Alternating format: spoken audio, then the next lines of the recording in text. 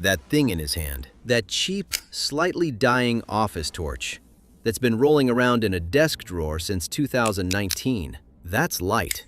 And light is so ordinary, so completely taken for granted, that almost nobody stops to ask what it actually is. So let's figure it out together.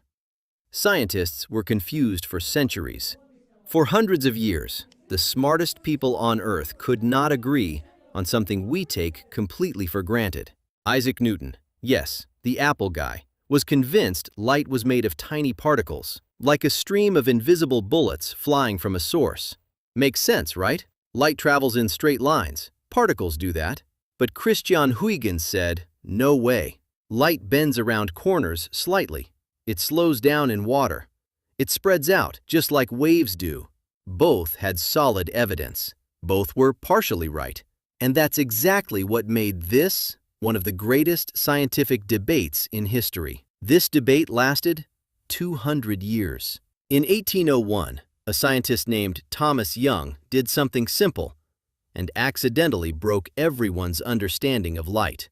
He shone light through a card with two tiny slits cut in it. If light was particles, you'd expect two bright stripes on the wall behind, like shining two torches. But that's not what happened. Instead, dozens of alternating bright and dark bands appeared, like a barcode from the future. This is called an interference pattern, and it only happens with waves. When two sets of waves meet, they either add together to make a brighter stripe or cancel each other out completely and make nothing. Bright, dark, bright, dark. Team wave, 1. Team particle, 0. Or so everyone thought. How light waves actually work. Okay, so light is a wave. But a wave of what exactly? Water waves need water. Sound waves need air. What does light need? Nothing. Literally nothing.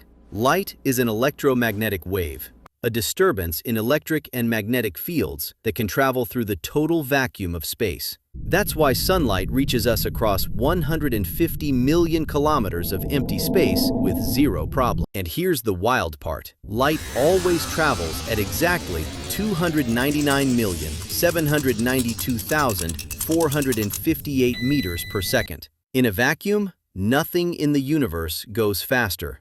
Ever. Fast enough to circle the Earth 7.5 times per second. Here's a question. Why is the sky blue? Why are sunsets orange?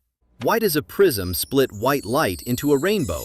The answer is wavelength. Visible light spans wavelengths from about 380 nanometers, that's violet, all the way to 700 nanometers, that's red. Your eye has 3 types of cone cells that detect roughly red, green, and blue wavelengths. And your brain mixes those signals to create every color you have ever seen. The sky is blue because Earth's atmosphere scatters short blue wavelengths in all directions. At sunset, light travels through much more atmosphere to reach you, so the blue scatters away, leaving only the longer red and orange wavelengths. And white light? It's all the colors at once. So, light is a wave. Experiment confirmed.